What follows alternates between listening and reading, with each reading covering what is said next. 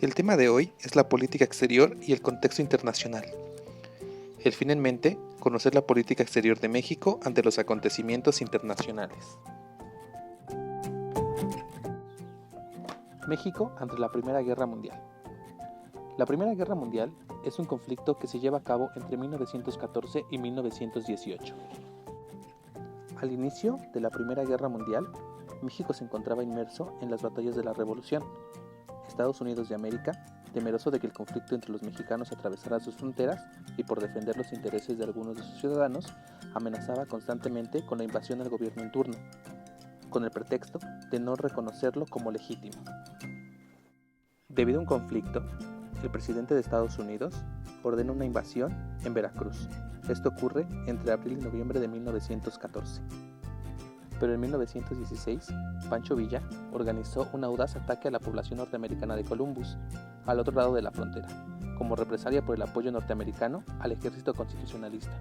Por esto, la relación con Estados Unidos de América se volvió más difícil en medio de la Revolución, de modo que durante la Primera Guerra Mundial otra potencia decidió involucrarse.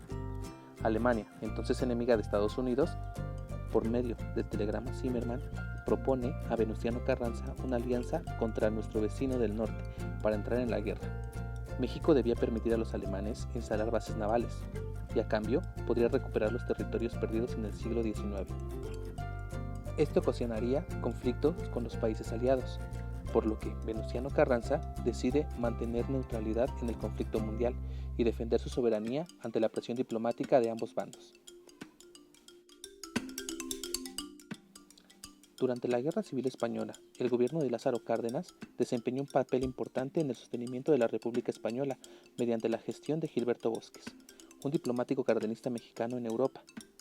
En un primer término, facilitó la venta de armas al gobierno y recibió a 456 niños víctimas de la guerra, que fueron conocidos como los niños de Morelia.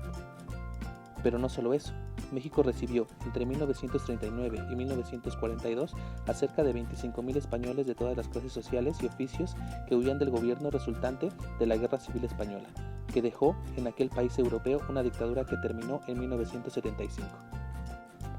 El exilio español trajo a destacados intelectuales, poetas, ensayistas, editores, historiadores, filósofos y pintores que enriquecieron la vida cultural y científica de México en ese periodo. Durante el contexto de la Segunda Guerra Mundial, el afán expansionista de los países del eje ocasionó la declaración de guerra por parte de los países aliados en septiembre de 1939. Se trataba de un conflicto inconcluso desde la Primera Guerra Mundial.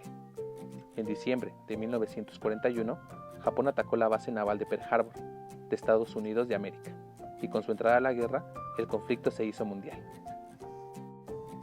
En 1942, submarinos alemanes hundieron los buques Potrero de Llano y Faja de Oro para interrumpir los suministros de petróleo hacia Estados Unidos de América en el Océano Atlántico. Esto provocó la muerte de varios marinos mexicanos.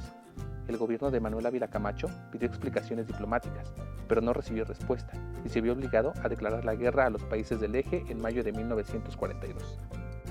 En este contexto, México no contaba con un ejército grande, ni con armamento o equipo moderno para la guerra. Su participación militar consistió en operaciones aéreas específicas en el frente del Pacífico, Filipinas y Formosa, con el Escuadrón 201, y con tropas de infantería en el frente europeo.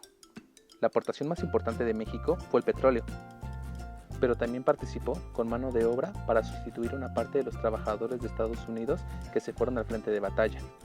Mientras, en nuestro territorio se incrementaba la industria para producir materias primas que nuestro vecino del norte no podía producir por estar en guerra.